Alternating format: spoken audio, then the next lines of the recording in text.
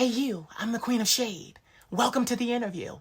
Don't forget to comment, like, subscribe, oh, and hit my Cash App to support your favorite content creator. Now let's get to the interview. Mwah. I can think about a million reasons why you need to burn in hell. You're a liar and a cheater, a con artist telling tales. Been rejected, disrespected, boy, your abuse never fails. I'm so done, boy, really done, boy, now I'm staying to myself. I'm so stoic. I'm so stoic. I'm so stoic. I'm so stoic. So stoic. I'm so stoic. I'm so stoic. I'm so stoic. Salutations, Dufos. This is your fabulous leader, the Queen of Shade, coming at you with another special presentation. Moving full speed ahead, getting to know some amazing, amazing, amazing people, especially men from all over the world. It has been quite a treat, very enjoyable, and very enlightening.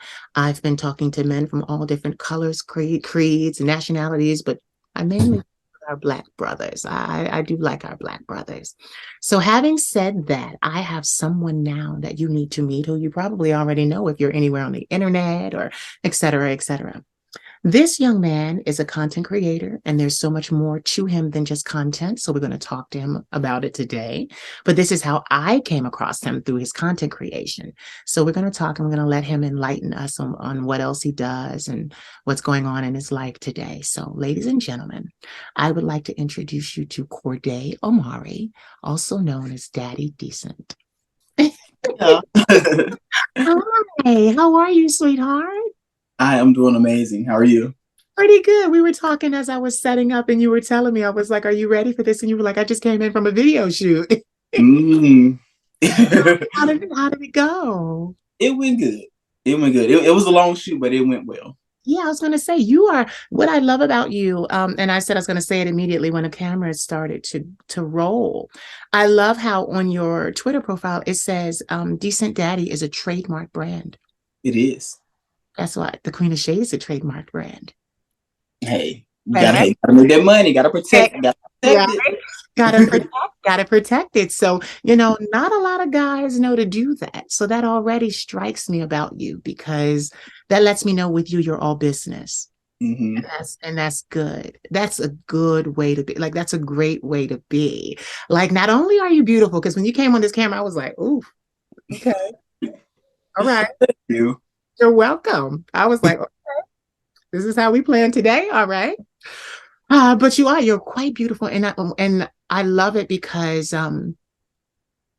people think, because we're on the internet, because we make our money over the internet, because we're into content creation and social media, that somehow we're dense.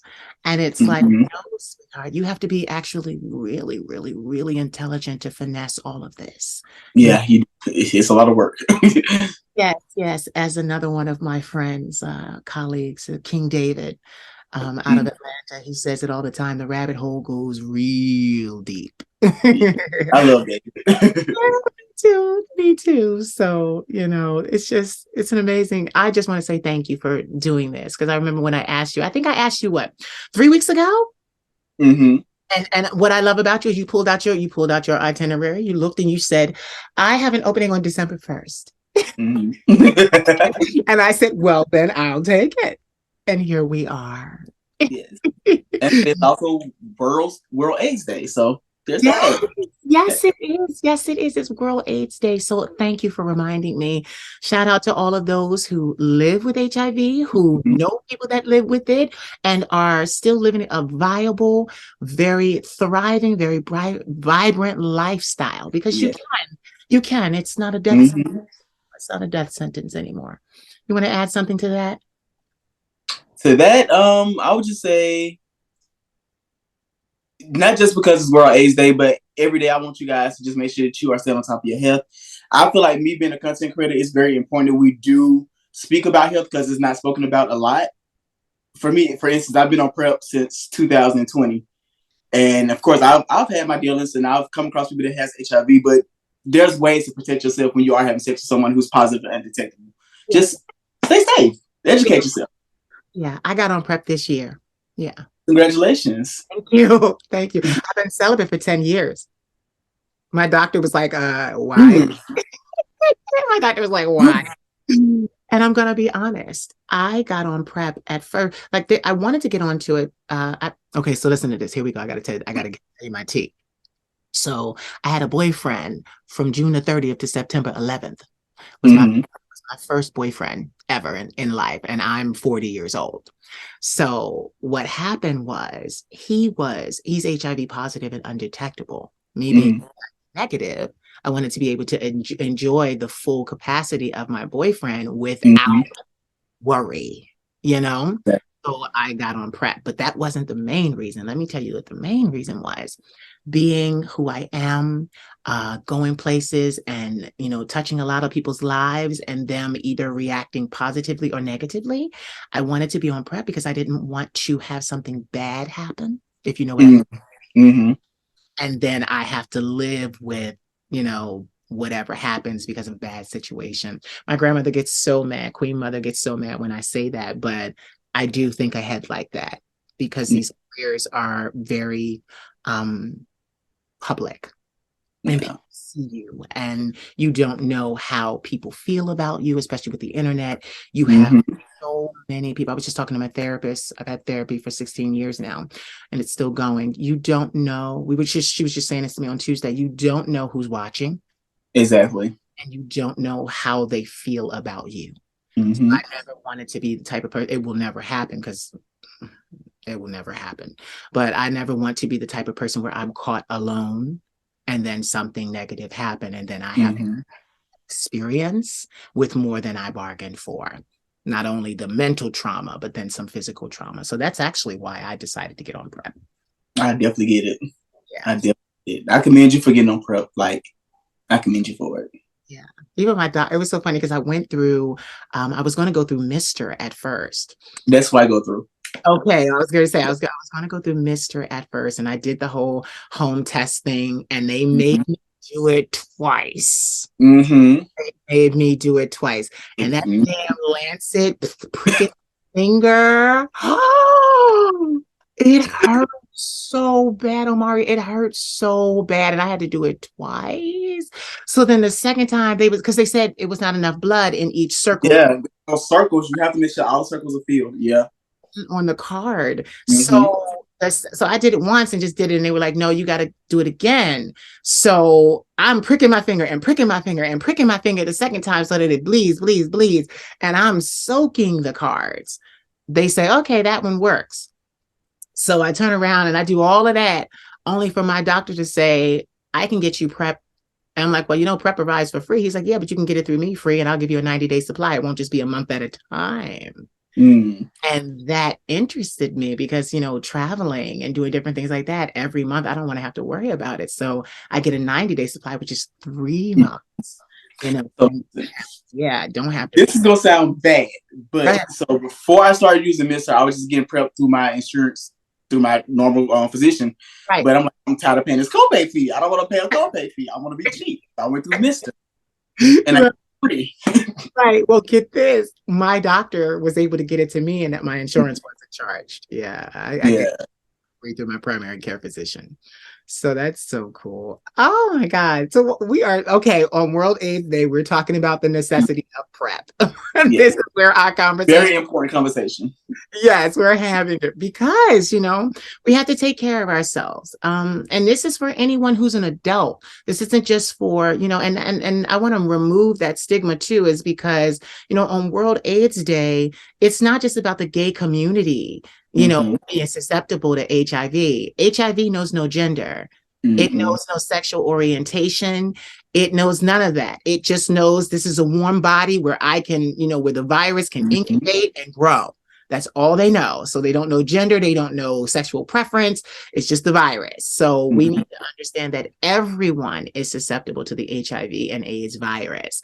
So need to all be taking precautions. Like, it's so crazy because my girlfriends look at me like I'm crazy because I'm like, girl, when you getting on PrEP? And she look at me like, what you mean? I'm like, when you getting on PrEP? You out here, out here fucking on something, you need to be on PrEP. And they're looking at me Mhm. like, wow, I never thought of. I'm like, yeah. I remember a statistic from years ago saying that in our Black community, women had the highest Yep. rate It's of, sure the women. yeah, Yep. HIV infection. So I'm like, yeah. I don't want to just see it's world is I don't want to do it, but I got a horrible joke in my head. We all know the joke. We all know the joke, the Janet Jackson scene, so you doing the bending, we all know that scene. Exactly. But it comes to mind because even though I'm thinking about it in a kind of humorous and comical way, but in that story, Mm-hmm. it happened to her the same way. He was stepping out on her, and she's thinking, "This is my husband." No PrEP, no protection, and then she gets infected with HIV. And I do want to just say this too, like even if you are in a long-term relationship with somebody, still go get tested. Please. Still go get tested. You can be loving on these people and they can be loving on everybody else, and you don't know what is going on when you're not around these people. Go get tested. Every 3 months, if not every 3 months, at least every 6 months. Just know. Just know what your status is. And you know what I say to that too? Get on PrEP. Because the reason why a test tells you after the fact. Mm-hmm. You see? A test tells you after you've done it and after you've been infected or Mm-hmm. not. And I don't know about you, but I remember being young and having slip ups and taking the test. And I remember the strain and the Being nervous. fear that you Mm-hmm. have until you get your results and they say negative. Mm-hmm. And then I'm going to go I'm going to go a little further. And then you say to yourself, whew, thank God I'm never going to do that again. And then, 3 months later, you're having another slip up. Mm-hmm. So, get on PrEP to prevent Mm-hmm. spread of HIV. It's just that I'm glad we're talking about this today because it really is important. It really is important. But I'm going to segue now. I'm ready now. I'm going to focus on you and all this beautifulness that I see. Quick question. Do men tell you that you're beautiful? Yeah, and honestly, like at first it was kind of weird because I'm like, why y'all calling me beautiful? Like I'm handsome, but calling me beautiful. But I'm like, okay, it's cool. I accept it more now than I did at first. I was a little turned off by it at first. And I do these 60-second videos before I come on because I'm already dressed and hair and makeup and everything. So Mm-hmm. I do these 60-second videos that I put out to social media. And today they were focused on beauty shaming. Mm-hmm. And for me, I've always, in the Black community, from a little teeny tiny boy, I've always been really, really pretty. And what I find is that, people thought, oh, what people can think what they want. I'm a trans illusionist now, not transgendered. I'm just more like a transvestite, but I say trans illusionist, thanks to Darnell Thomas, my auntie. She gave me that name. But I'm a trans illusionist. So I cross-dress, and I've been cross-dressing since I was 8, but in private, though no one knew until, recently. Yeah. But, beauty shaming. I would have grown men tell me that I was too pretty. Mm-hmm. I would have grown men, I say all the time, we're worried about pronouns so much today. Like it matters so much. And I understand you want to be identified and you want to, you want your right to be identified as you see yourself and as you want to be. But I've had men disrespectfully in the Black community, disrespectfully calling me she for years. Mm-hmm. So I brought that up because, powers that be, beauty shaming is a real thing. I found that men that were quote unquote not gay, that were heterosexual, would tell me, oh, you're so pretty, you're too pretty, you're too pretty, you're too pretty. And that kind of placed it in my mind Mm-hmm. that my beauty was a problem. And if my beauty was a problem, it justified why they were touching me inappropriately under the table. Mm-hmm. Because it was like, okay, then it's my fault that I'm getting this attention. It's my fault that you're doing this to me. And it took me many years. It took me many years to shed that perspective and to understand that beauty in men, especially Black men, is Mm-hmm. real thing, and so is beauty shaming. And I love that you said, men would tell you that you were beautiful and you were like, I'm handsome, and Mm-hmm. that's usually how we're raised. You ain't beautiful, you handsome, you don't let no man tell you beautiful, and and I was saying it today, we need to extend that courtesy to Black men, especially Black men are placed in so many boxes and we are compartmentalized so much that this is why Black men are, for lack of a better word, they're not a whole individual. They're not a whole being. Some of them is over there and some of them is over there. A lot of segregation amongst the community. Yeah. And, you know, I from as long as I can remember, so this is my thing on social media, I showcase Black and Latin men the most. I am Yeah, very pro I Black. follow. Oh, you do? See, I didn't know that. I didn't know. See, okay, I didn't know. See, I don't assume, Omari. I don't assume. I'm assuming this is the first time we're talking. So I don't assume that you know who I am. So I start with my story, but okay, you follow. Thank Yeah, you. once you sent me the message, I was like, let me go check her out and see what she got going. Okay. No, but we need to normalize the fact, because I'm telling you, Omari, on the planet, there are the men of melanated descent, because I'll say the Latin men are in there as well. There are other men from other places that are in there as well that are melanated. Melanated men are beautiful. And that's the thing, for as long as I can remember, and I've been showing men in my social media from MySpace all the way till now. I've been since 2003. I've always been the type of person where if I found someone that I deemed beautiful, I never picked them up and ran with them. It was like I left it where I found it. And then I take my light and I go, everybody come look at what I see over here. Like, that's what I do. I like to show off, especially because Black men don't hear it all the time. Are beautiful, that we are valid. One of my colleagues, who I interviewed as well, his name is The Conscious Lee. And he posted something the other day, and he was talking about how Black men, our personalities should not be defined by our dick size or our height. Exactly. Okay. So I chimed in and I went all the way back to slavery times. I talked about how if you had the bigger dick, you were the one being bred to all the women, buck breaking and all this other stuff that they were doing to you. You were the stud. And how painful that has been to our people. And I talked about that, but I also, when I was done, I talked about the fact that, me being 7.5 kind of saved me from being labeled BBC.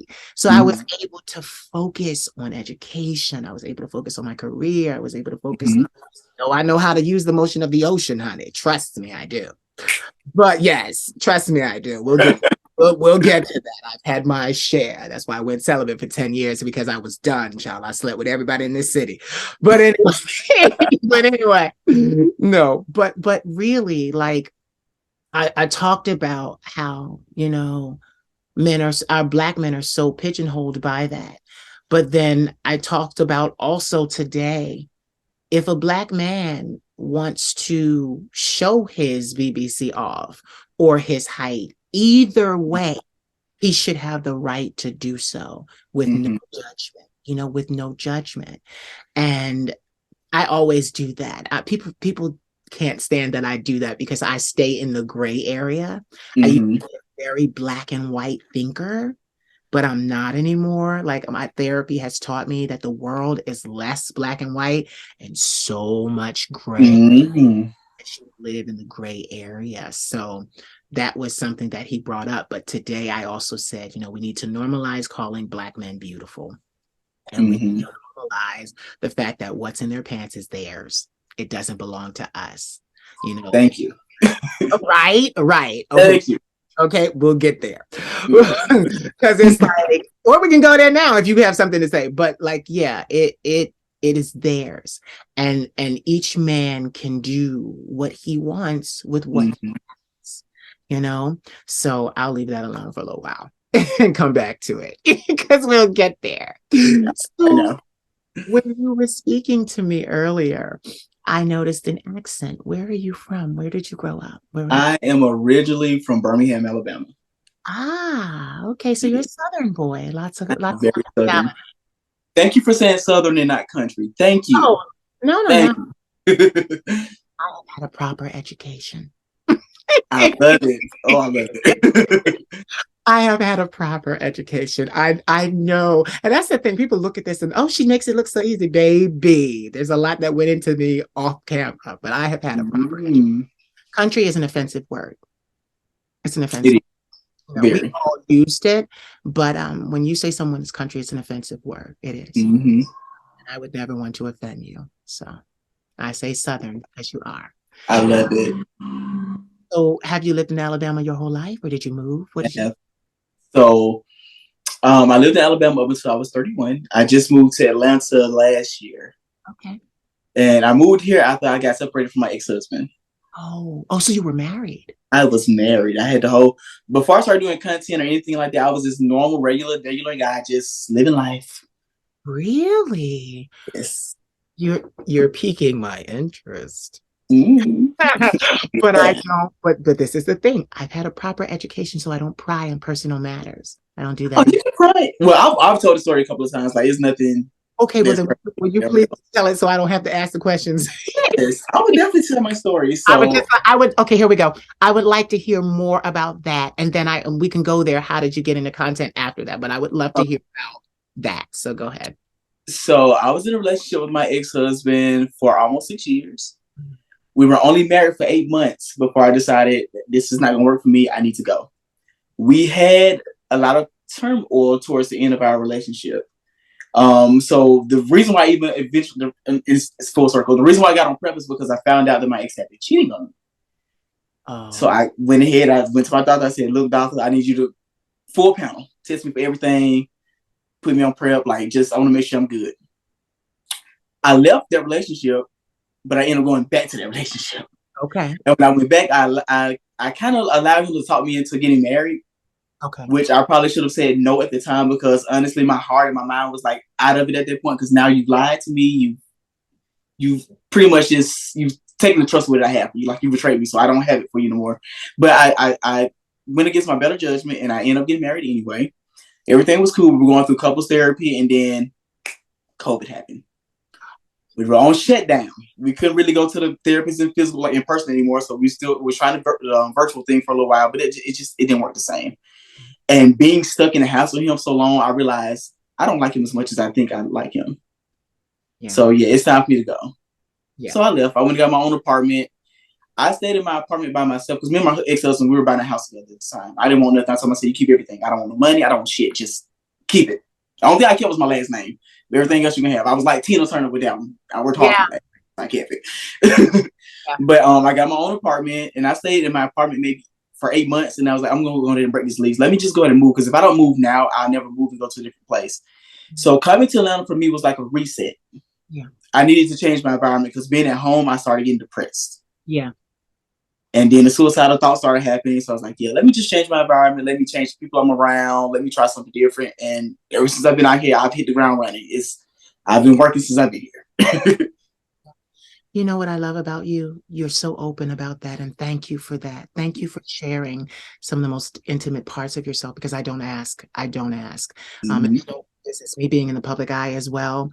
I don't like those kind of questions, so that's why if I offer it, and I was voted most talkative in high school, so I'll usually offer it, but Mm-hmm. I like to protection is the name of my game because we all, people see us, we're all content creators, we're all stars, people see us and they think they can do what they want, say what they want, Mm-hmm. it's just not cool. So that is something that you let them keep the house. So here's my question to you. Did you go to college? I did. I hate that did not finish out, but I did go to college. Neither did I, so it's okay. I Neither. actually went to I went to Miles College, which is a historical HBCU in Birmingham. Okay. So Okay. yeah. Oh yeah. So, but you know what I like? I like that, and I usually don't go here, but Alabama, where you're from, it sounds like you had a very strong support system. Mm-hmm. And it sounds to me like when those crisis points happen with your ex, you realize, okay, this support system has run its course. I need to go form another one. Mm-hmm. A lot of people, even in therapy today, like I said, I've been in therapy for 16 years. It'll be over 17 next year, which is like literally in a month.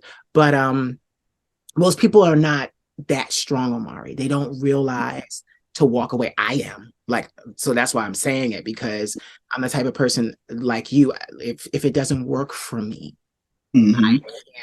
I can't stay in it. I can't give to it. I can't feed it. I can't. Mm-hmm. That's actually what happened with my boyfriend. I Oh, did this literally. I met him when I was 19 years old in New York City. I was okay. going to New York to meet him. I stepped off the Greyhound bus or the China bus at that time. I think it might have been a $20 China bus, but same thing. But I looked him in his face. He looked into mine. It was love at first sight. And it was love at first sight for 20 years. Oh. But look at this. In all actuality, what he, because he came on and we talked about it, being a public figure, we talked about the relationship, things like that. And then when we broke up, he didn't find out we broke up until I did the video. And then he found out with everybody else we're broken up. Oh, wow. Yeah. Yeah. Because this was the thing. At 19, his trauma got in the way. Mm. At 39, his trauma got in the way. Unresolved trauma. Yeah. So what happened was I couldn't do it. And this is the thing. See, I'm at this stage in my life, Omari, where I've been working my ass off for 20 years in the entertainment business. Mm-hmm. So, I have my own company behind this. I own 4 trademarks. I've got a lot of stuff going on behind the scenes. I'm not a millionaire yet, but I'm on my way. So, and I'm really trying to go to $1 billion. I've set that for myself. And you will get there. Yeah. Go ahead. It's a lot of work, but I'm like I said, I ain't got no man, so I can focus. But like, I'm the type of person where I'm in this stage of my life, being celibate for 10 years. I haven't been with a man in 10 years. Mm-hmm. So I was ready to love him. And I told him, I said, listen, I want you, just you. I don't want anybody else. I just want you. And this is the thing. He's polyamorous. I'm polyamorous. Not a problem. That wasn't a problem. Because I have a lot of boys. Mm. I have a lot of boys and they love me. They love me. I've not been intimate with them, but if I asked, I probably could be. I look quite different outside of this. So, and I mean in a good way. I could have, but with him, I was looking for a companion and I wanted to iron that out with him. We had never had that conversation. I wanted him to know because the question to him that I posed was, what are you looking for? What do you want our relationship to look like? Mm-hmm. And he couldn't answer the question. And then the viciousness would happen. The argument would happen. And I'm like, and then I would be told I was being disrespectful. And I'm like, disrespectful? Where's that coming from? Oh, this is a man that needs to maintain control. And he realizes just because I dress up like this doesn't mean that I'm not a man in control. I've always been a man in control. And that's the thing. I lead with love, but even my neighbors will tell you, they'll say, because my name is Bjorn. So my neighbor, he's got, 3 kids, one wife and etc. And he will tell me, black guy, he always says to me, Bjorn, I love you. I love what you do. And I say, thank you. And he says, but I got to tell you something. And I'm like, what? He's like, you're a real nigga. And I used to be so mad at him even for saying that. I'm like, don't say that. He's like, no, Bjorn, you will box somebody's ears if you have to. Like you are a and I hated admitting it, but I am. I mean, even in my practices sexually, I'm a blouse. I'm in control of everything. Exactly. And even as a blouse, I look like this. My partners are usually men. Like when I say men, I mean men. So my ex knew this about me. So he knew, like he saw the boys paying tribute to me and honoring me. And instead of saying, this bothers me and I don't trust you all the way, Mhm. dialogue, he said nothing. And then I'd ask him, you know, where do you see our relationship going? And he would offer nothing. And then we'd have a vicious argument. So after the second argument, because the first time, shame on me. Shame on you. Mhm. Second time, shame on me. There will be no third time. So I was like, listen, 20 years I've known you, 20 years I've loved you. I can't do this. So Mhm. I got out of it as soon as I could because I was protecting myself. And I, you have, yeah, Omari, you have to. And I learned to do that. I yeah. learned to do that. So, okay. Now we're talking about we got that out of the way. Because life is grand. I have many men now, more since I dumped him. So it's no. So Atlanta, what made you choose Atlanta, and how did you get into like content creation in Atlanta? So originally when I moved to Atlanta, I had already been visiting back and forth because I'm also an actor. So before I actually moved here, I was working on a show called, it's ironic, I was working on a show called Porn and Poppin' on the Watch ACTV network with A Connection. But that's pretty much what brought me here. Yeah. So like that's pretty much brought me here. Like just because I was out for like 3 months before I moved here. And I was like, okay, I kind of like this. Like, it's not too much. It's not too slow. It's not too fast for me. I think this will be a perfect fit, and it's not too far away from home if I do need to get home. Yeah. Now, I did start doing content creating when I was back in Birmingham, but I wasn't doing collabs like that. I started my first post was made in January of 2021. There was like after I had left my ex and everything, and I was doing solo work. People had been hitting me up saying, "Hey, let's work together, let's collab, let's collab." And at first, I was like, "Hell no, I'm not doing this." I was turning everybody down left and right. I'm like, I'm just not doing it. Right.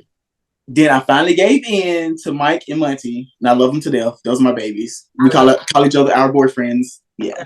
So I gave in to them and did my first collab with them. And from there, people just hit me up left and right, left and left, left and right, left and right, left and right. So I was like, okay, maybe I'm on to something. So I might as well monetize it and see what happens. And here I am now. Congratulations. I want people to understand the beauty that goes into that $1 billion industry. Mm. Sexual industry is $1 billion industry, and you can get in where you fit in. You can have as much.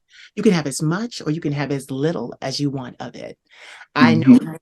After college and after being homeless a series of years, I found my way into being a female phone sex agent because of my voice. So I did that for like 2.5 years, where I was on the phone, and it paid so well. When I tell you, it paid so well. I had an apartment in the center of the city. I didn't have much furniture in there. I was Yeah, I had to, but get this, I had 3 very expensive exotic Persian cats. That was my thing. Yeah, that was my thing. So I had a couch, I had a futon. I didn't care because the apartment had hardwood floors, and it just full, and and I didn't need a lot of furniture in there because I hosted a lot. All right. During that time, I hosted a lot. So, and my thing was, I didn't even want my cats to interact. I put my cats in the back room. Sometimes they break out, and people be like, "Oh my God, what the fuck is that?" That's a Persian cat. And they're like, "Oh my God," then I'll be like, "Don't be trying to listen, I'm always home. I will knock you in your head. You try to come here and steal my cats." That was my thing, like cats. And I found my way into content creation on YouTube. I started singing covers because I am a recording artist as well. Yes. I started singing YouTube covers, and that was about 2008, 2009. And that went very well for me. That was my first taste of public fame. Because years before, 2005, I got the opportunity to voyage to Paris, France, where I was a fashion model for 6 months. Yeah. Yeah, that's why I say we need to normalize men being beautiful, because my career was cut short because I could not mentally bring myself to do what was needed for me to get to that next career. I was worried about what my mama would say, what my daddy would say, what my family would say. And I'm all the way in France trying to, seize the day. And I'm worried about see me in a dress, like because of religious background. And I ruined my career. I did. Most people don't know why my career ended, but I ruined my career because I couldn't take the next step.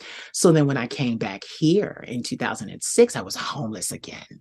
So I went from having a place in Paris to homelessness in America all over again. Oh my goodness. Yeah. So, but I from that point on, I've been underground, just working, recording music, and music is expensive. I've spent hundreds of thousands of dollars to get to where I am. And my thing is my grandmother. My grandmother was a retired teacher, master's degree level teacher, and she's really good with money. So she saved her retirement, stuff like that, and she invested into me, into my content creation. That's why I sit here. That's why I could tell you, like when I said I got up today at 3:30, had to be here at 5. It must be nice. And it's like, and the funny thing is I said to my grandmother this morning, thank you.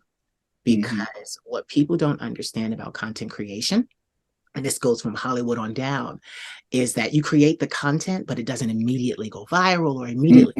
It takes time. Yes. So you have to have a nice place to kind of wait for that process to happen. I've created so much content and I'm just kind of waiting. And I said to my grandmother, thank you for making my waiting time so comfortable. I don't have to run off. I got everything I need. There's food. I got another cat, just I'm comfortable, but that's what I did. So anyway, here we go about a quick blurb about my apartment. So during the phone sex years, it was a lot of psychological work. There was a lot of psychology involved. It actually prepared me to do what I do now because I learned not to be so afraid of men. I was afraid of men growing up because I'd had a lot of bad things happen with men, a lot of bad experiences being one of those effeminate gay boys. It taught me the psychology behind the phone sex, taught me how to handle a man and taught me how to be assertive. And so most people think that when you're assertive, you got to be, this and rah, rah, rah. You don't have to be. You just have to be sure and stand on what you say. And a lot of people can't take that because usually when I give an answer, you can't get around it. It's final. It's absolute. And that's what I learned. Okay. That's what I learned. But anyway, back to you. So you turn around, you got there, Mike and Monty, who I have interviewed. Yes, I love them to death. I just visited them 2 days ago. Okay. They're back in Atlanta now. Yes, they are. Yeah. They are. So that's really good too. So let's stay there for a while because I like to know this because I actually saw Mike and Monty and you were the first collab I saw. And I was like, who is that? I'm so like, I'm visual. Most men are. Women are stimulated by touch, men by sight. That's just a psychological thing. So, okay, I'm going to go there. So I'm going to make you blush a little bit. Here we go. So I saw you and you were walking down the hall and you had pigtails. Oh, yeah. And you had on this beautiful, you had on this great top and it was like a plaid skirt. And I am all into men breaking norms. I'm all into it, especially Black men breaking norms, because we are the men on this planet that are held to the highest masculine standard. You got to be this. If you're not this, you're not a Black man. And we won't claim you kind of thing. So I love when I see a young Black man breaking norms. And I'll never forget it because I just was like, who is this? And and like I said, when you came on today, I was like, oh my God, you're so beautiful. I used the word, I was just like, wow. Yeah. So that's how I came across you. And then I got into Twitter and, following you. And it's kind of funny because the way that you move is you give a great experience, but I can tell as one entrepreneur to another, I can tell that you're very serious about your business. Yes. You don't play and I love that because it's like that I got to eat from this. I got to eat from this. So I like when I can see, I call it a shark mentality because the eyes go black and they're focused. focused. So I love that you are focused in what you do. So tell Mhm. everybody. They're probably like, well, what the hell does he do? Tell everybody what kind of content you make. So I do adult content, porn. Just put it like that. Of course, it's not my only job, but I do adult content. I don't know. For me, I had to make sure that I was more business minded when it came to this industry because I know and I've seen like a lot of my favorite content creators of the past, they didn't set themselves up for nothing. It's like they just want to have sex on camera and then that's it. They don't have nothing going. They don't have cars, don't have houses. I've always been independent. I've always had my own. And I can't put myself in a situation to where I don't ever have my own. So that's why for me it was mostly important to get the business down. I'm all for having fun, but when it's time to get on that screen to record, it's straight business. It ain't about playing. It ain't about I want to just sleep with you because you look good. I'm sleeping with you because this is what's gonna make the money. And this is what the fans want to see. This is what's gonna attract the people to subscribe so that we can keep eating. Yeah. That's just it for me. Like I don't put my emotions into the work. For me, like a lot of times, being an actor it helps. Yeah. Because there are a lot of scenes to where it's pure acting. Like it's pure acting. It's not really that much enjoyment. It's just pure acting. I had to read because I'm the queen of shade. That's my trademark. I had to read a young woman from a young black woman that came into my commented. I was talking to Consciously, and then she commented. And I had she didn't realize I was 40 years old because she thought she was something because she was going to UCLA. And young black girl, she thought she's going to tell me where to go. And I said, sweetheart, I don't care about your UCLA degree that you're trying to get. When you've already got several. I was like, baby, I've been places you will never reach. Okay. So, and learn things you will never know. So I had to read her. But the point of that was that, people don't understand that from Hollywood on down, this is a job. It's a job. Reality TV, a job. Like we are not, I don't think there's any of us, even with me today, I don't think there's anyone in this business who has been in this business for a significant amount of time who is doing this for the love of the business. No. No. I can't think of not one person who has ever said to me, I'm doing this because I love it. I've interviewed Max Connor. I've interviewed a lot of people, and no one has ever said to me, I love this. I will say in the beginning, when you first start, you do have a love for it because it's fun, it's new, it's refreshing, it's exciting. Yeah.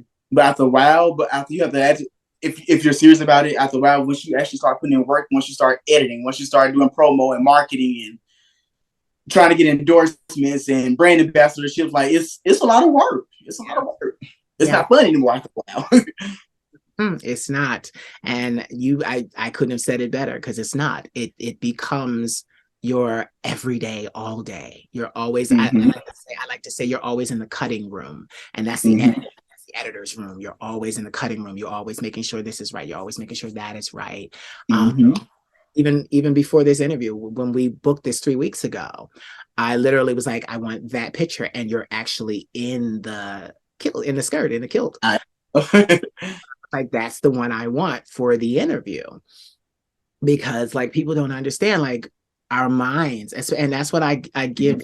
I give my hat is off because young black men, they have lied to us for so long. We are so entrepreneurial that it is not funny.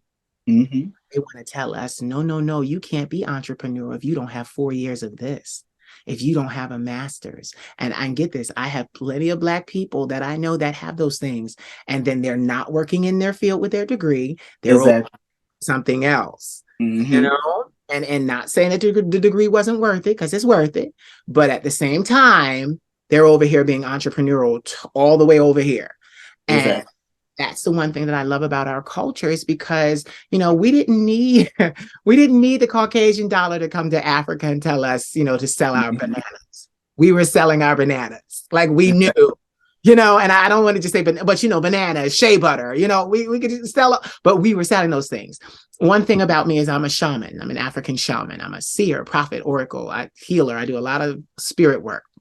So, I was the one the witch doctor. I sit under the tree And Mm-hmm. you come to me and ask me, how can I get pregnant? And I'm like, I put the, I throw the bones in the bowl and I look at what the bones say.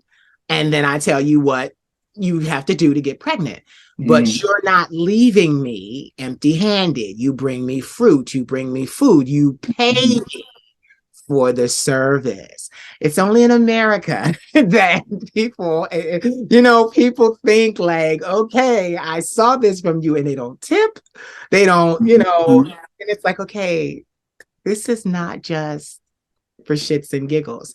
But get this, forget this, because of the way that the American entertainment industry is set up, you have to show them first before they pay. Mm-hmm. You can't just be like, oh, come see this. And, you have to give those teasers. You have to get those trailers. It's The hard. thing, even with the thing with creating teasers and trailers, because of course, Twitter is a big platform for promotion for anybody that's doing content creation, especially adult content. Yeah. But with the trailers, I had to learn I can't put too much out into the trailers because people will take those trailers from Twitter, put them on Pornhub and all these other different places that I never gave permission to. And then I had to go and get your damn cease and desist to pull my shit down, which I had to go back and do again because people still put stuff back up again. And when I'm looking through videos and I'm seeing myself labeled as BBC or Big Black Bottom, and you're not using my name, which is clearly watermarked in my videos, but when I go and I see that my Caucasian counterparts have videos on Pornhub and you're calling them by name, it offends me. And I know that just went down a rabbit hole, but just going back to the teasers, that's why I don't put too many teasers online. I didn't go down the rabbit hole. That was exactly what I wanted to hear. I was waiting because my thing is I was going to set it up and then ask you about that because Black content creators have to fight. We have to fight so hard. Very hard. Jesus Christ. And that's the thing. You're right. Then people listen. I'm not a stranger. I can say this because it really happened. If she don't like it, she can call my lawyer. But I've had to issue so many cease and desist letters since 2018, since my incorporation of the Queen of Shade being the brand. I couldn't understand, and I couldn't understand why nobody else had this name. I mean, they were calling Mariah Carey the Queen of Shade for years. Why she never trademarked it, I will never know. But I got it. It's mine, So yes, so I've had to issue cease and desist letters to Marvel Comics. They tried to steal from me. Nene Leaks, they tried to steal from me. It just was so many people. So I understand what you're saying about constantly being vigilant of your brand, and that is a part of it. You don't just have this name out here and not be able to, use it to the maximum of its potential. And that goes into merchandise. That goes into everybody should be able to get a Daddy Decent, hoodie. It's fall now, Coming soon, darling. Coming soon. If you don't have somewhere, Spread Shop is really good. I've had them 15 years, and the commission is good. The commission is good. They do most of the work. There's 24-hour customer service. They ship worldwide. Yeah. We're gonna talk about this more often. Yeah. We can. Yeah, Spread Shop. Good old business deal. Yeah. But like that's the thing though, and it's so crazy that even in adult content, because you said this, they're labeling you BBC, and that's it. That's it. And that's what Consciously was talking about. He was like, listen, it shouldn't be your personality, because here you are sitting before me. You're a beautiful man. You're beautiful with your clothes on and off, and you're so welcome, and you deserve to be recognized both ways. Because let me tell you something. These white content creators aren't being bust down like that. No. They're not being bust down like that. They do the bare minimum. Exactly. And they're treated like they have real jobs. They treating us like we fucking for free. And that's a whole other issue, especially when it comes to people reaching out. I'm like, just because you see me doing content does not mean that I'm going to randomly sleep with every damn body who sends me a message. I'm sorry, that's not me. I'm not that guy. I'm not a prostitute. I'm not an escort. I don't knock anybody whose hustle it is to escort. That's how you make your money. That's how you eat. I don't knock it. It's not me. So when people reach out to me and they get attitudes because I won't send them pictures or I won't sleep with them, it's like, what do you expect? Just because I do sex work and the word is work on the screen does not mean that I want to have sex with you. Like, I don't constantly just walk around thinking about I want to have sex now. I'm horny right now. Like, it's not a 24-hour thing for me. Like, I am so much more than what you see me do on Twitter and on OnlyFans and whatever platform you see me on. You know what's so funny? This is why I started these interviews a year ago in November. It made a year that I've been doing these interviews. I've done 236 of them. That is impressive. Listen, it's a business. It is. But so, and I treat it as such, but I just am so glad that you said that, because the reason is to bring exclusive content creators. And when I say exclusive, I need everybody to understand I'm saying adult. That's just how you say it. I'm putting this on YouTube and other places. I got to use certain wording, but I do mean adult content creators. It behooves us so much to understand that you guys are human. Mm-hmm. Feelings. You don't want somebody fucking on you all the time. Nope. Because get this, I'm friends with some of the greats, the ones we grew up seeing. Mm-hmm. And, they got sucked up into that. And now, and now they're trying to, I almost got myself in trouble there. Hold on, let me rephrase that. All right, here we go. Listen, I got to do all. I don't have a mic in my ear that says, don't say that, bitch. Don't say that. You about to go laugh. I don't have that. It's got to be me. And it's the shaman abilities, those spiritual things. Like, hold on, you need to rephrase that. But so it's so crazy that we do have to go back and catch ourselves and rephrase stuff because people are so sensitive nowadays. Yes. I hate that about the world. I really hate that part about the world. I usually say what the fuck I want to say. That's me. That's the brand. Mm-hmm. But I don't want to offend my friends. Exactly. So what I was going to say is, you have people that were in the business long, long, long ago. We grew up with them. And then their lives, a lot of them went into sex work as far as escorting and things to survive after the studios stopped, calling on them. But you said it, they didn't set themselves up for anything. So like I see many of them, trying to catch up and be more contemporary today and trying to do new things to try to reinvigorate their brand. And it's very difficult. See how I did that? I didn't want to offend them. But it's very difficult to reinvigorate the brand because people are like, well, who are you? Or aren't you old? And this is that and the other. And then they need the young content creators. They need you guys. So it's like, because you guys are in the public eye now, you guys have the eyeballs. So they need, and everybody, you do a scene and then everybody's like, wait, isn't that Google? Hold on. Isn't that, who is this? They taking a picture of the screenshot and stuff like, who is this? Like, it's just what you and I both are alluding to in this conversation so far is that you gotta be business minded. You gotta find it. Like you said, it may be fun in the beginning. It may be a thrill in the beginning. Even when I started phone sex, it was great. 2 years in, I was like, oh, bitch, I got to do this again. Like it became, and get it. Like when I got that way, my boss, God rest her soul, she died a few years ago. She would love when we got there. Because then she would go, oh, great, you're not sucking anymore. Tell them, talk to them, bring them, show them something else. Bring something else and have a conversation with them. And, because every now and then you get those men, oh, I just want you to moan. And it's just like, bitch, I got to keep you on this phone for 35 minutes at $3.99 to $4.99 a minute. If I moan, you're going to be going in 2 minutes. So you got to and bring in some conversation. And I got really good at that. I'm really good at being, it actually helped my career today and my life. I'm really good at being in a pit, like a tight squeeze. Like I'm good at a tight squeeze. I know what to do in a tight squeeze. I can become completely calm and focus on what I need to do. But it's just so, like, I love what you said, because like, that's what Consciously was talking about. Like, we shouldn't be labeling you guys that way. You guys are human beings too, regardless of your work. I told one of my buddies who was a content creator, why should you feel bad about content creation, that this is a part of your life when it's $1 billion industry, number one, and everybody's watching you. Everybody's watching you. Not just a little bit, everybody. Now, and when I say, I mean Black, white, Puerto Rican, Asian, everybody's watching. It does, yeah.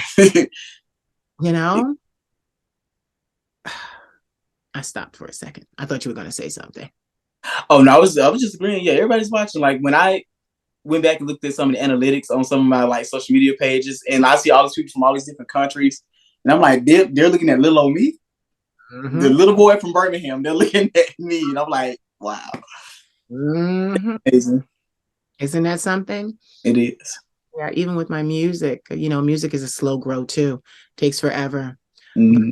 I had a song go do really well in the UK called Stoic. And it actually, I use it now in the intros of my interviews. They're really conversations and not interviews. But like even with that, it's like, when I did the analytics and they were like 56 countries have heard this song, your music. And it's like, what? What? But Yeah. I owe that to the power of the internet. I always wanted a career on the internet. I always did because I knew I could touch a lot of lives and very quickly and get out there really quickly. Problem is, like we were saying earlier, you don't know who's watching you. Exactly. You don't know who's friend, who's foe. You don't know. And ironically, this week, that was actually the focus of my therapy session because I spend a lot of time at home. Mm-hmm. I leave my house to go to the grocery store or to a doctor's appointment. But most of the time, I have everything I need in my Yeah. Yeah. because it's a hassle. I don't dress like this every day, but I'm so famous now that people know me outside of this. And it's Mm-hmm. not just the imaging when I speak.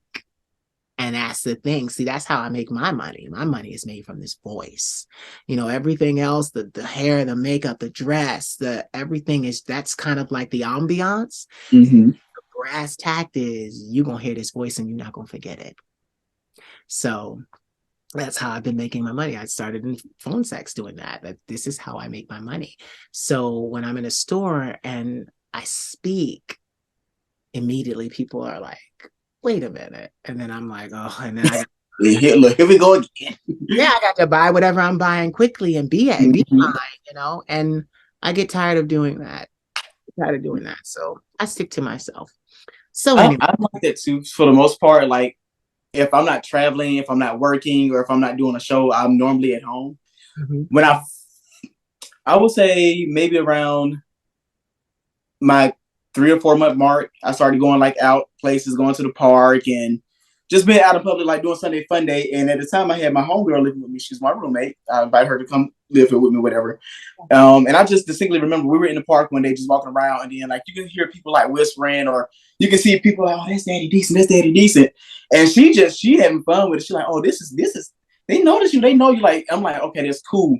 I'm not here for that though. Right. I'm not a mean person. Like, I'll speak to you. I'll hold a brief conversation. But I don't want to talk to you for 10 minutes about what you just saw me do online. That's not what I mean by it. Right. And so, like, I stopped really going out to different places because I don't like that type of attention when I'm out in public and I'm just trying to enjoy myself. But even when it's like when it comes to going to clubs or lounges or parties and stuff like that, I'm really particular about what settings I put myself in because I don't like all the attention. If I'm spending money to enjoy myself, I want to enjoy myself. I don't want to be held up in the back because somebody wants to keep asking me questions about something, or somebody keeps telling me about all of the fantasies that they're having about me. Like, and I get it, I love it, I appreciate it. I promise you I do, but in certain settings, it's just not the time or the place. I 100% understand everything you just said. I overstand everything you just said because the reason why I work so hard, I have over it's almost 28,000 60-second videos that I've given inspiration to the world. Mm-hmm. I work that way because I don't want to have to work. Because people don't understand entertainers in America, they treat us like we're slaves. Mm-hmm. Mm-hmm. Not it doesn't matter how much money we have. It's always the shuck and jive and the dance and the bojangle situation. Mm-hmm. So I knew that I needed to work so much and so hard that I would only have to entertain when I decided to. Mm-hmm. And that's why I just created so many diverse types of entertainment. I have books. I haven't published them yet. They're copyrighted, but I'm just, it takes a lot to do a book release, and then you got to tour and do the book tour, and you got to go sign and do all that stuff. So I'm not there yet. I'm not there. Timing is everything. Yeah, I'm not Timing there is yet. Like, everything. yeah, I'm not ready for that yet. So, Mm. but I want people to understand that I have created the content with the intent of doing that all. But the point is, especially at 40, I'm trying to live my life. And I recently said this in some videos I did. I said, entertainment was my last resort. It was to save my life. I was very much a biology major in college, going to be a veterinarian. And what happened was I found out that my mother and my father had a hereditary mental illness, and they Mm. passed bipolar 1 to me. I had PTSD because of my childhood and acute anxiety disorder. Those things came from the pressure and the trauma of my childhood, but the bipolar 1 came from my parents. And it was very, very hard to navigate for many, many years. So that's Mm. why I say I've had 16 years of therapy, because I came here when I was 24, trying to get it under control. And I managed to do that. I managed to do that. But in doing so, I also realized that I needed to take the best care of myself possible. If Mhm. I gotta run off to a tour, or if I gotta run off to this or run off to that, I'm not. I gotta stretch myself, and I don't want to do that. So I'm very much one of those people where people know I can sing. I'm a mezzo soprano. I had 4 albums out. I recently pulled them all down because streaming sites were getting on my nerves. So I haven't decided what I'm going to do. I took all the music back. I said, you know what? I just took all of it back, and all my following was like, "What happened?" And I'm like, "Listen, I'll put it back up. I got some new stuff going on. Just wait." I just have to figure out what I want to do with that, because I need to make sure that I make the maximum dollar from what I created. You do, yeah, absolutely. You put in a lot of hard work and time, and you put money into it. You might as Money. well get a I return was on gonna it. say, and money. Yeah, it like I did 4 albums, and this is low. This is low ball. I Mm. did 4 albums. I think I spent like $60,000 to get all of that together. Something like that, 50 or $60,000 to get it all together. The writing, Mm. just all kinds of stuff. Over the years, because I'm one of those psalmists. I'm a psalmist. I've been writing music since my early 20s. So it takes money to do that. And then Mhm. when I say I spent that much, is because then you have to also factor in your overhead. I don't run off to another person's job. Like, I don't, this is my only job. This is my only source of income, but not really, because my grandmother, grandmother, but this is what I do 24/7, which is why Mhm. I got up this morning. We did go out, we got breakfast and things like that, but that was about 7 o'clock. So then I came back at about 9:30, 10 o'clock, and then I laid down from 10 o'clock till 3:30. And, I got up here and there, and, more so my computer was watching me, because I tend to watch, stuff on Netflix and things like that. And I don't really watch. Exactly. Isn't that funny that I'm describing what we do, because it's like Mhm.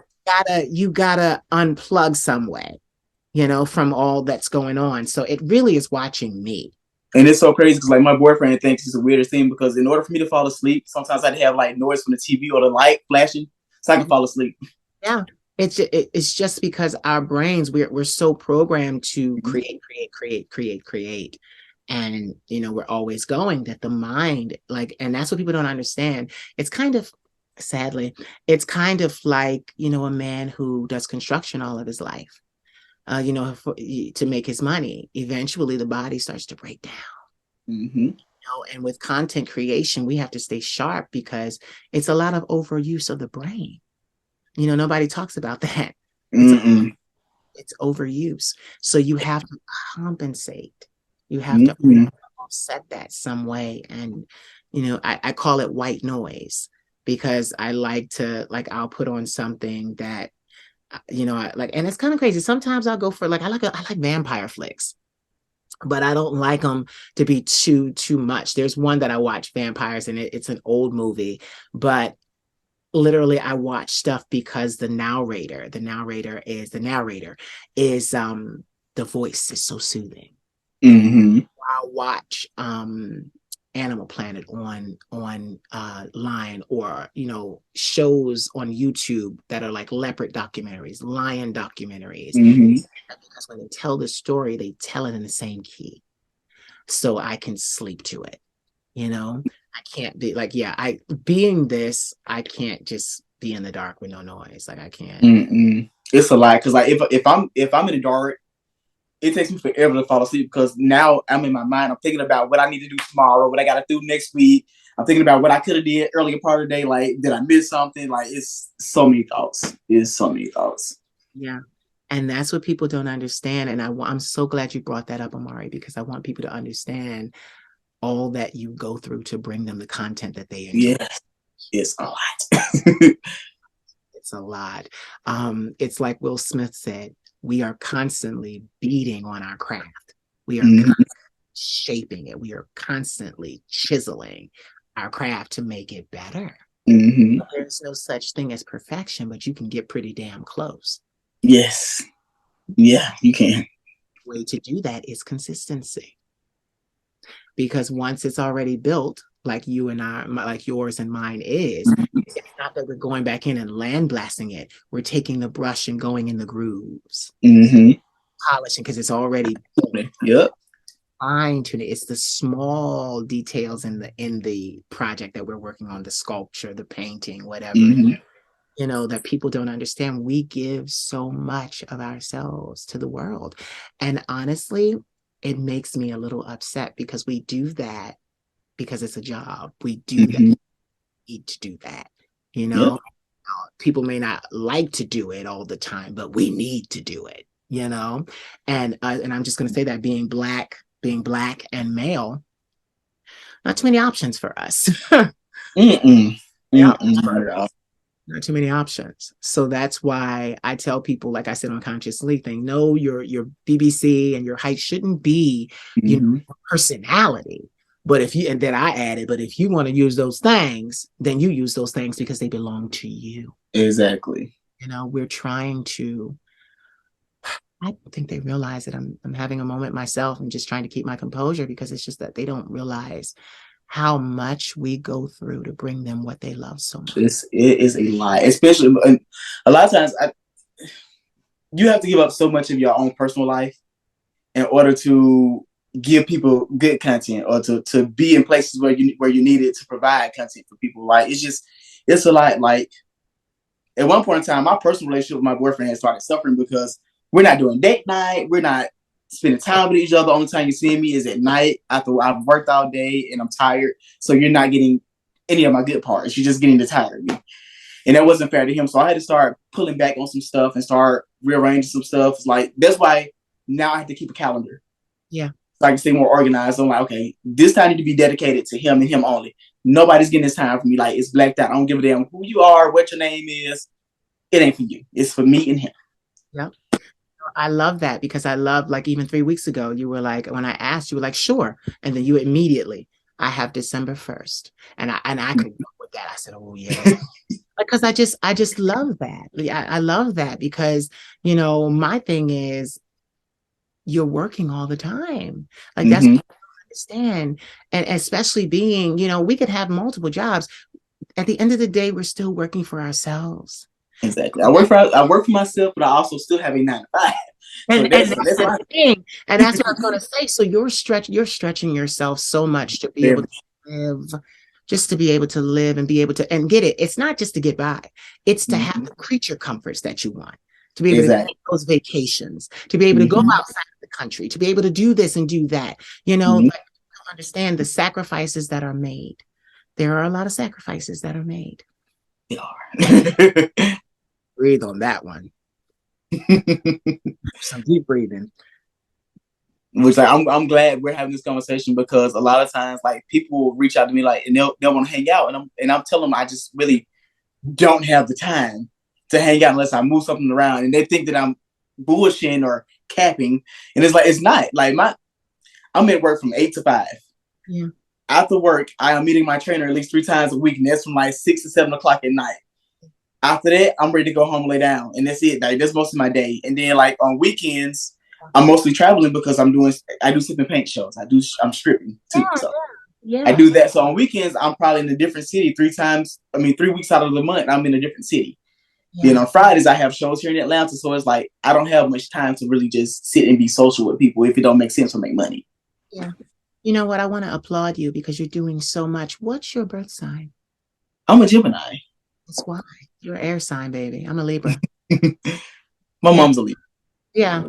But you know what it is? It's because we air signs target. We hit that target. You got to hit that target. It's got to be on. It's got to be right. And Gemini's, you're worse than we are. You guys, like, people don't even understand the analytical brain that you Mm-hmm. guys have. It is such a gift. It is such a gift. It It's a is. gift first at the Mhm. same time. Yeah, I can understand that.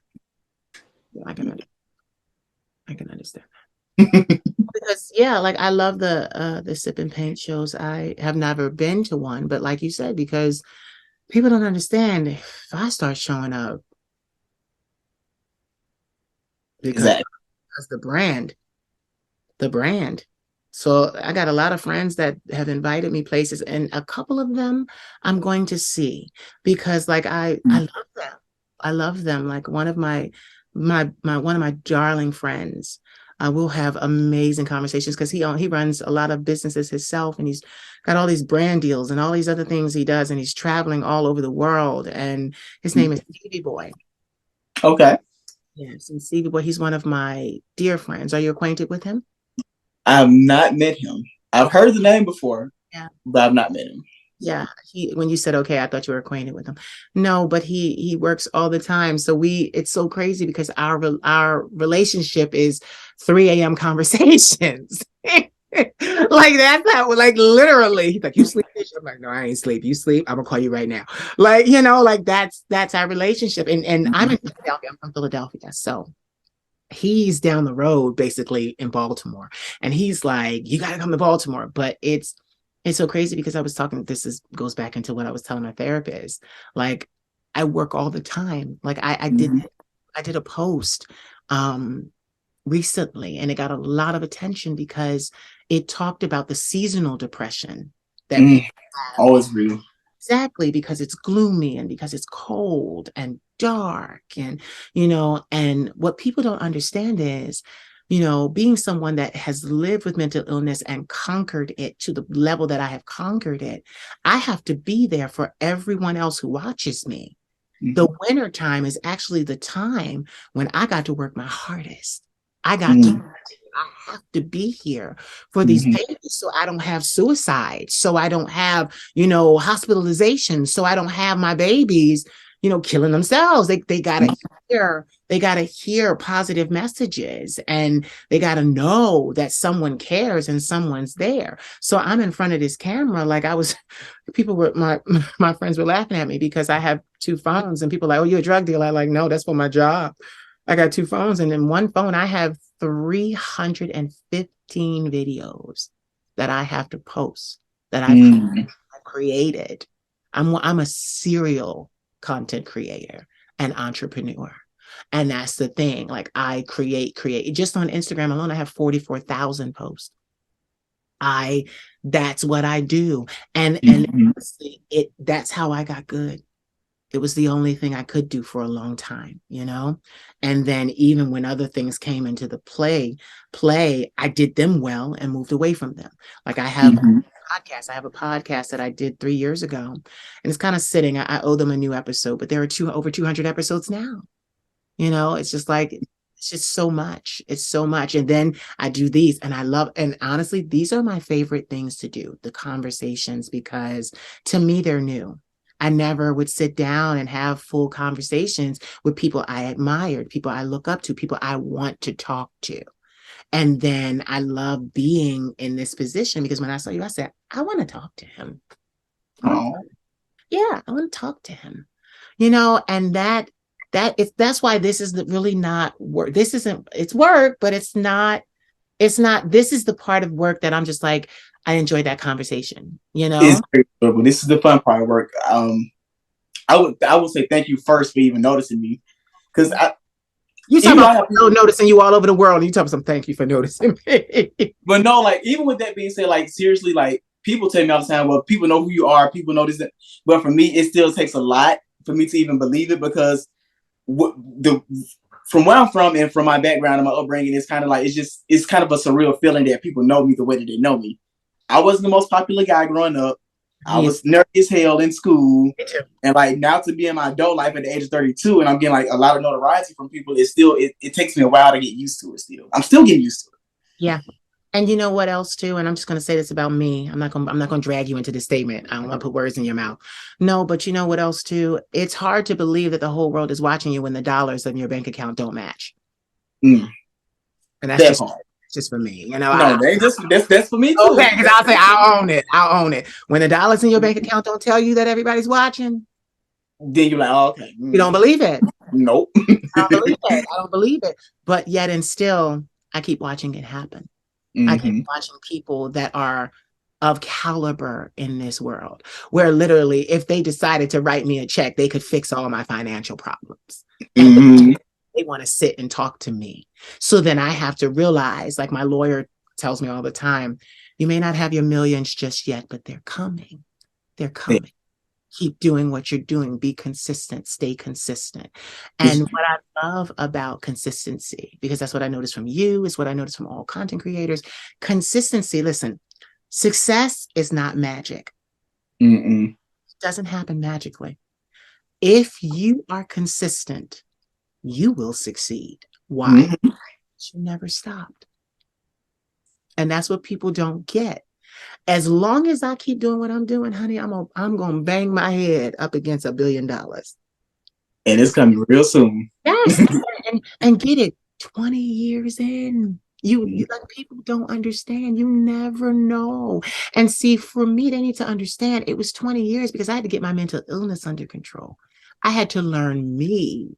I had to learn what was going on with me. I had to get over my abandonment issues with my parents. I had to get over my abandonment issues of self, because I abandoned myself at a point. And you know, so like there was a lot of therapy that had to happen. And now that it has happened, I'm like, okay, I'm ready. Now I'm ready. Yep. I'm ready, you know. And get this. I get offers, Omari. I get offers to do things, but they don't coincide with the brand. I was just gonna say that. You know what? Every offer that comes across your table, you don't have to say yes to.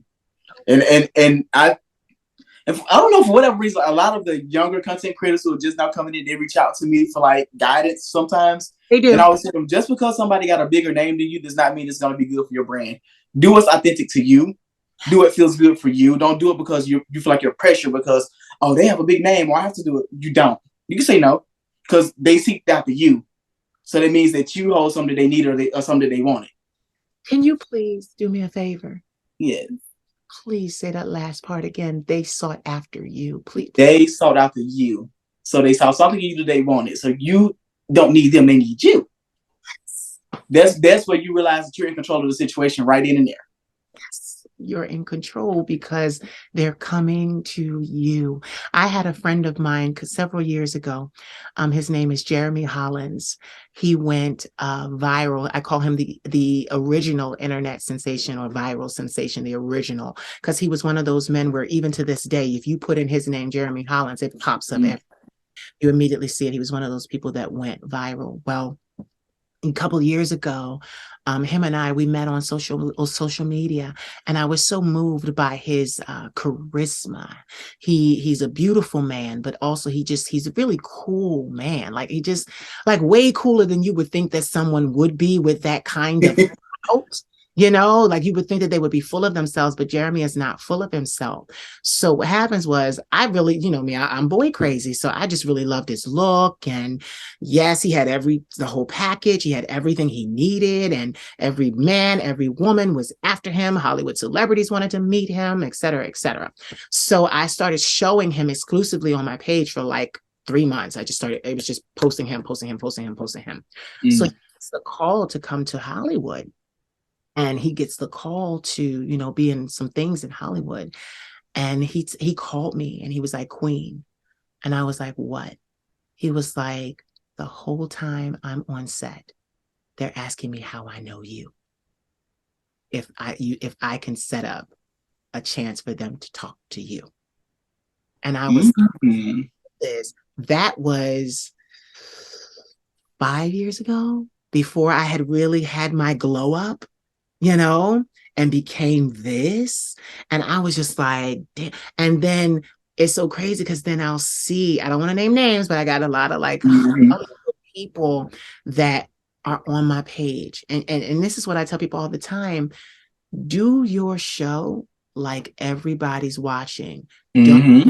don't do it like nobody's watching. Do it like you've got the whole world. Because I'm one of those people where I took a seven month break from social media. And I don't know what happened. I was getting 50, 60,000 views just on Instagram alone with every post. Now it's 24. Now it's 25. And I'm like, okay, the algorithm done really said, bitch, you took a break and we gonna end you, you know? And that is the toughest part about being in the social media age. It's like if you do take a break for too long, it's like you have to work so hard to get your following back up, and Yes. it's a lot. I can't, but get this. But they keep asking me to make money, to get into the program on Instagram to make reels and make money. Because when I look at my analytics, it tells me every week I'm reaching, and this is every week, I reach Mm-hmm. 135,000 new accounts. So, and honestly, I've noticed too that my analytics have been going up. Like one week it was you reached 90,000 people. This Yep. past week it was 104,000 people. So I'm like, people watching. People are watching. They just not, but get it. They're not hitting the like button. They're not Mm-hmm.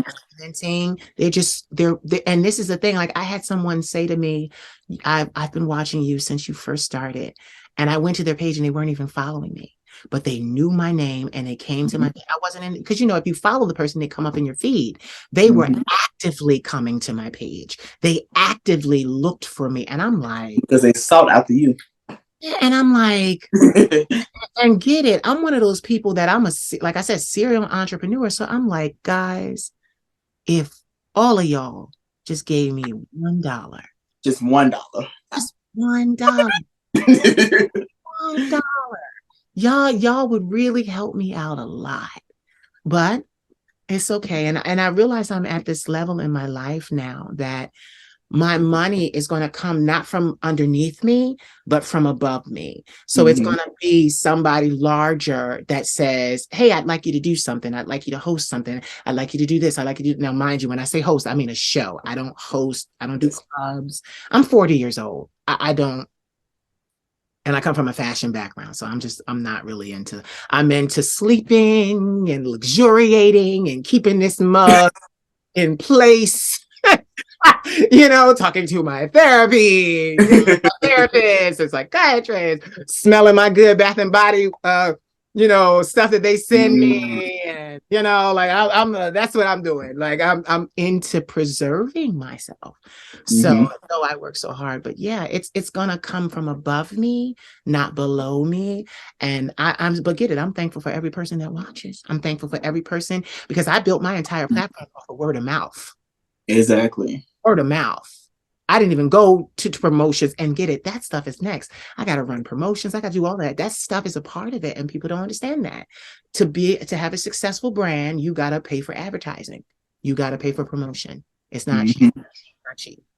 Mm-hmm. I had a woman reach out to me who was she was kind of like a marketing guru, and she wanted to represent me. And I listened to her whole pitch, basically what she could do for me, what the amount of America that she could get, in my corner. But this is the thing, I'm not interested in America. I'm leaving. I'm going to Europe because they're more Be with progressive. you, please. Yes, they're more progressive. But get this, I said all that to say this, like, so I'm in my mind, I'm listening to her and I'm like, no, I'm not staying in America. I'm going overseas. I done already been told by my friends in Paris, bitch, you come back here to Paris, we're going to pay you so much money not to leave. Like I have everything I need to go abroad and live for the rest of my life. I've done it all. I own all my material. So get this. But she says to me, she goes, yeah, I can do this for you. We can get you slots on this, that, and the other. She's like, but I'm going to need an upfront cost, for marketing of $18,000. Scam. $18,000. Sound like a scam. But get this. Somebody pays for actors And all of these people that go on these, they're not going on these shows for no reason. Mm-hmm. If you notice, they never go on these shows unless they're promoting something. Exactly. It's the only time. So the label that somebody's paying that because the show needs to make money, they need to make money. Somebody's paying, and even Wendy Williams said it. When our guests come here, they get a little something. She did say that they get a little something. So yeah, like in the mainstream of everything, no one does anything for free. Mm-mm. Mm, Not at So why should we? Mm-mm. And my thing is, I thank you even for doing this because I didn't come with a coin. I came with it. I came with an investment opportunity. I'm going to tell people now because they don't know how I do this. But what I do is I give you 50% of the ownership of this. You can do whatever you want. You want to make your money, and I make money, and when I make money from it, I give you half. When you make money from it, you give me half. We don't sell it unless we have a written statement between us two, and then it goes out. Like that's But it's smart though. That's exactly. smart. Well, get this. I am a living proof. You never know what someone is going to become in 5 years. Exactly. They could already have your interest, but then in Mm-hmm. 5 years they could be larger than life. And then here you are with this golden piece of content. I have several interviews that I did where one guy, he's on The Voice right now. Mm-hmm. Two of them were on I Love You, Bobby Purr. Oh Like, Lord. yup, on there. Then I have like I've done, and that's the thing. I spoke my one friend, his name is Thornell Jones Jr. He worked exclusively back in the day with Diana Ross. He produced Scott's documentary. I interviewed him. Like I got heavy hitters. And they're all doing things. And my thing is, what am I doing? I'm just, at the time I wanted to talk to them because they were my friends. I wanted to get to know them. I wanted to bring them to my platform, but they were helping me as well. And I was helping them. We were associating our brands. And you never know. And I look up and I'm like, I remember when the show came out, I'm like, all these shows came out, I'm like, he didn't even tell me he was going to be on The Voice. Now I got this. And then you got to go back and you got to change the name because The title. you got to change the title and got to say, oh, as seen on The Voice, as seen on I Love You, Bobby Purr. Like you got to, you got to now. And I'm like, what? You didn't even tell me you was going to do this. But you never know what someone is to become. Mm-hmm. It's a beautiful thing. And, it's just, thank you for sitting down and talking to me. Thank you for having me. Because that's all it was a conversation. And I loved it. I loved it. I felt very comfortable to be myself and be open with you. So I appreciate that. That's why I said I don't ask uncomfortable. Listen, I will never take a job where I have to interview someone. Never take a job, because my thing is, in an interview for a network or for something like that, you have to ask specific questions. It's your duty then to get to to uncover the truth. And I don't like to go into any conversation with somebody like they're lying. Exactly. If I'm here to uncover the truth, it automatically makes you the liar, doesn't it? True. So I don't want to be involved in that. I want to talk to people like I said, in this setting. And like I said, Thornell said to me, because there's a show on Fox Soul called The House. Mm-hmm. And Thornell was the one that brought all of the panel members to me. They just recently won awards for the show. And he had me interview all four of them. And then I interviewed him because he has his own agency that helps kind of put that stuff together, promotion, things like that. Ovation agency out of Miami. So he set that up for me, and it was so crazy because even with him, I got the job because they were looking through my social media. They go and look, well, is it even worth us coming to, talk to you, so they're looking, and my numbers were down because I had been gone for so long. Mm-hmm. But what got me the job was who I was talking to. I literally did an interview conversation with a young man named Garen Jones. When I first met him on MySpace, 2003, he was called Steph Jones. Steph Jones was a famed producer, singer, songwriter. you know? So what happened was he stepped away from that and his life went into a different direction, and he goes by Garen Jones now, but we have always supported each other. So he came on this platform with nobody watching, you know? That's what they say. That's just for the haters. With nobody watching. He came on this platform and he gave me one of my first sit down conversations. And it was his conversation that got the people in Hollywood interested, because they were like, you know Garen Jones? I'm like, I've known Garen Jones since 2003. And they're like, oh, and that did it for me. Like, oh, well, we'll green light this. And because you never know what someone's going to become. And well, I know what I'm going to become, because this is nothing. This is nothing. This is nothing. When I tell you this is nothing, they praise me for my beauty and my ensembles and think they haven't seen a thing. They haven't seen it. You wait till I get out of here and get on that European soil. All right, man. You wait till I get in Paris. They gonna be like, she done lost her mind. She done trust me. The fashion, everything. It's gonna be crazy. But I've been working my whole life for it. Yes. And you deserve it. Yeah, and you deserve to get everything you do too. You do. So listen, give me 3 words that inspire and empower you today. Persistence. Resilience. Humility. Yeah. That humility one really hits me hard, because I woke up last night, and that's what I do. I'm always working like we were discussing. So like I know that I have to get content. So I have the videos. I may not want to do a video at that time, so I'll make a meme. And my meme last night said, "Damn, I just realized it took me 40 years to realize that these people don't like me; they want to be me." You know, so you're humbled to a point until these bitches try you, then you have to remind them who you are. So yeah. Oh my God. Tell everyone where they can find you on social media. Name everything. I'm gonna put I think you have an all-in-one link, don't you? I have a link tree. Yeah, but I do gotta go update. I'm sorry, this is real bad business practice. Make sure your link tree and your links are always updated. I got so many links I got to update. I'm sorry. But you can find me on Instagram at Daddi Decent. That is Daddy with an I.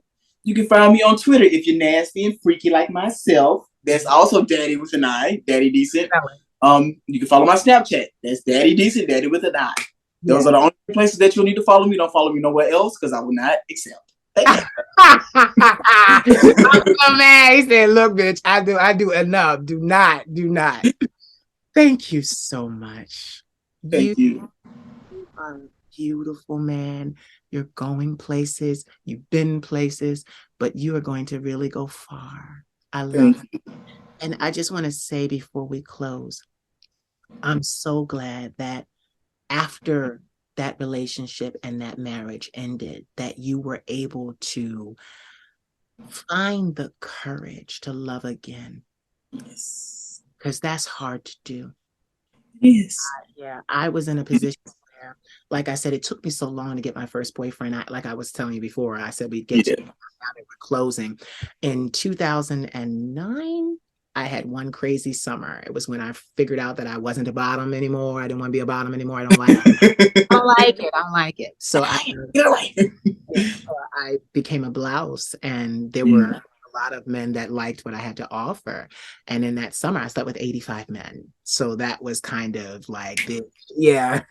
But I use condoms. See, that's why I sit here. I'm on PrEP. I did. You can have hoe tendencies and protect yourself. Be a smart, safe hoe. Yes, be a smart, safe hoe. Like, but after that, I went celibate for 10 years. I was just like, because I had enough. Like, what else what was going to be another surprise? Who was going to surprise? I had enough. But even to this day, I said to my grandmother, I just want to segue before we leave. I said to my grandmother today, I said, with my ex-boyfriend, I was like, I just wanted him to be able to touch me. I didn't really want anybody else to touch me. I wanted that familiar touch. But unfortunately, it didn't work out. But, I said to my grandmother, I said, I just think I'll just collect porn. Because like I have this thing when everybody knows it, I say all the time, I'm gonna have escorts. I love to pay for it, because then we do what we do and you can get out of my way. I can schedule you in, pencil you in, and put you out of the way to pass you. Listen, A lot of rich people in Hollywood are doing that. They don't have the time. Okay. NDAs, make sure you have your NDAs on deck. That's all I'll say. Oh, honey, my best friend is always, listen, my best friend got the NDAs on deck, and we got this system: black card, white card, gold card. I can't tell you what they mean, because then everybody be trying to get be mad if they get which one. I'm not going to tell you which one is the one that says, "Oh, you're through the door to the Willy Wonka factory." But we got it already. Yeah, an NDA. Yeah, we got it already ready. Like, listen, I've signed my fair share. Right? Yes, but it's just like, we are who we are. Here we are, Black men, making it for ourselves in our life. You have a beautiful smile. I didn't say that yet. You have a beautiful smile. Thank you. Keep smiling. Keep being you. Keep doing what you do. Keep on. Just keep on, because it was what you did that was so special to me that I just had to talk to you. I just had to sit down with you. Thank you for sitting down with me. Thank you for talking to me today, because you are a busy man. And when I get off this call, I'm getting ready to do something else. Wow. So I gotta let you go. So listen, you already told us where you were, so where to find you. So, ladies and gentlemen, you have heard the vocal stylings of this beautiful, beautiful, beautiful man. Hold on one second. Let me just check something real quick. Okay, I can't do it that way. All right. Never mind. I was going to do something, but I couldn't get into the phone fast enough, and I'm ready to. Who we all know. I call him Omari. You guys can call him Omari if he lets you, but Daddy Decent is the brand. So thank you so much for being here. So say goodbye to the people, but don't go away. Thank you again for having me on the platform. People, I'm not too far away. Just follow me on those social medias that I told you can follow me, and nowhere else. And I love you guys. Yes. So did you enjoy? I hope you did. Please like, comment, subscribe, share, and don't forget to cash at me at the Queen of Shade. I am your favorite content creator, right? Right. You want to see more of this content, right? Right. Cash at me. I love you. Mwah. I got my black stilettos on. Don't you make me take them off. I'm a